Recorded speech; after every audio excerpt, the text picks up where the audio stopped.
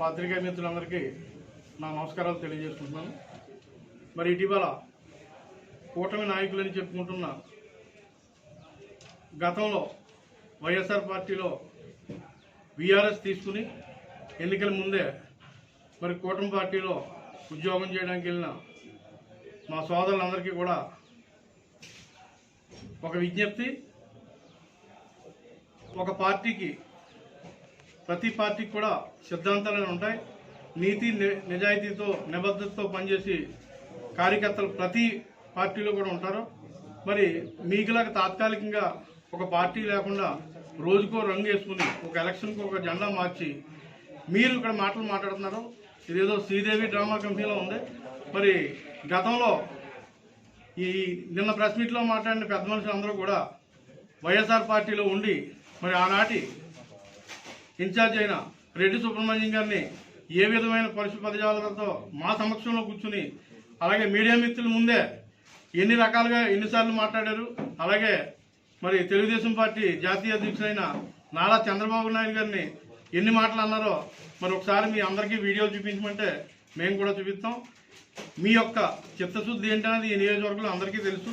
ప్రతి పార్టీలో నేను ఎందుకన్నానంటే సిద్ధాంతాలను బట్టి వెళ్ళి వ్యక్తులు చాలామంది ఉంటారు. చరిత్ర తెలిసిన వాళ్ళు, అలాగే నియోజకవర్గం స్వరూపాలు తెలిసిన వాళ్ళు, అభివృద్ధి గురించి మాట్లాడే వాళ్ళు ఉంటారు. మరి వాళ్ళు ప్రెస్ మీట్లు పెట్టి మాట్లాడితే దానికి సమాధానం చెప్పడానికి మేము కూడా మరి సుదీర్ఘ రాజకీయాల్లో ఉన్న వ్యక్తులందరూ కూడా ఉన్నాం.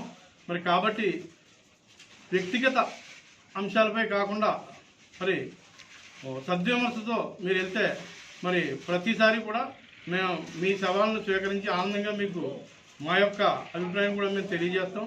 మరి తిన్నింటికి వాసాలు లెక్క పెట్టిన వాళ్ళు మరి కొద్దిమంది ఈ మధ్యకాలంలో అలా అధికార పార్టీలో ఉన్నామనే సంగతి వాళ్ళకి మనస్ఫూర్తిగా లేదు. కూటమి ప్రభుత్వం వచ్చి సుమారు 14 ఏళ్ళు అయితే ఇంకా కోటలో ఇసుక మీరే పట్టుకెళ్ళిపోతున్నారు. ఇంకా మీరు కోటలో మీ మనుషులే ఉన్నారని వాగుతున్న కొంతమంది సన్నాసులు ఉన్నారు. మరి అలా అధికారంలో ఉన్నారా? అదే నిజాయితీగా చిత్తశుద్ధితో ఒక పార్టీలో సిద్ధాంతం ప్రకారంగా పనిచేసే వాళ్ళకి అయితే వాళ్ళకి తెలుస్తుంది. మరి వాళ్ళు ఎవరు మాట్లాడలేదు. మరి మా సోదరులు అన్నట్టుగా పార్ట్ టైం మనుషులకి మరి మేము సమాధానం చెప్పడం కూడా మా స్థాయికి తగదు. ఒకసారి వీళ్ళ స్థాయి ఏంటో తెలుసుకుని మాట్లాడాలి.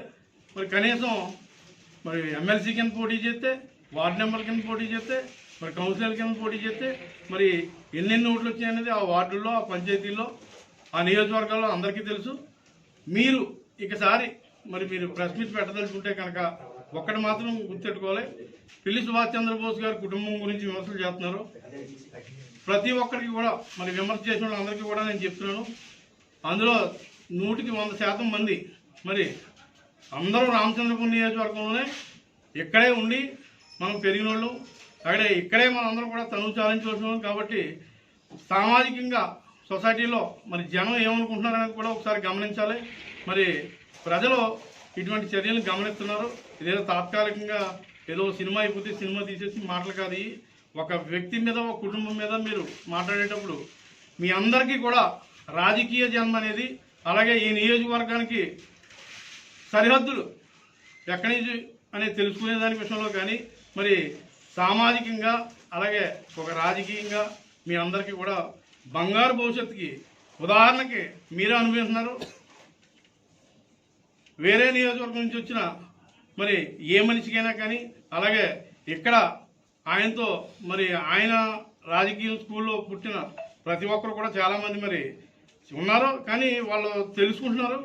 మరి ఈ కొద్దిమంది మాత్రం మరి రాజకీయ భవిష్యత్తు ఇచ్చిన వాళ్ళు కూడా మరి అన్నీ తెలుసుని ఈ రకంగా పై ఉన్నటువంటి మరి ఆమాచుల వారి మెప్పులు పొందడానికి లేదా వారి కుటుంబ సభ్యులు మెప్పులు పొందడానికి ఇలాంటి చౌకబారు విమర్శలు చేయొద్దని మరొకసారి హెచ్చరిస్తూ ఈ అవకాశం ఇచ్చిన అందరికి కూడా నా హృదయపూర్వక ధన్యవాదాలు తెలియజేస్తున్నాను.